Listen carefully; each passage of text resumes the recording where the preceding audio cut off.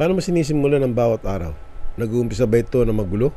Puno ng pagmamadali na sinusubukan gawin ng iba't ibang bagay na sabay-sabay? Madalas mo bang nararamdaman na naubusan ka na ng hininga? May nitin ng ulo, galit sa iyong asawa o sa inyong mga anak, hindi mapakali, nababalisa o nalilito? Lumalabas ka ba sa araw na hindi handa?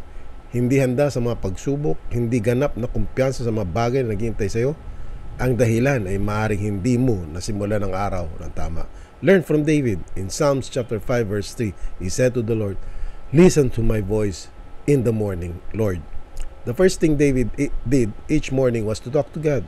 He continued, "Each morning I bring my request to you and wait expectantly." Ito ang marapat na paraan para simulan ang araw. Simulan ito sa pamamagitan ng mga panalangin, ibahagi ang iyong mga alalahanin sa Diyos, ikwento sa Kanya mga gawain mo sa araw na iyon, ipagkatiwala mo sa Kanya mga problema at mga hamon na inaasahan mo. At pagkatapos, tulad ni David, maaari ka maghintay na may pag-asa. Hindi ka mag-aalala o matatakot. Mag-aabang ka na lang ng kasagutan sa mga dasal mo sa umaga. Remember, that's the secret. Begin each day by letting God hear your voice.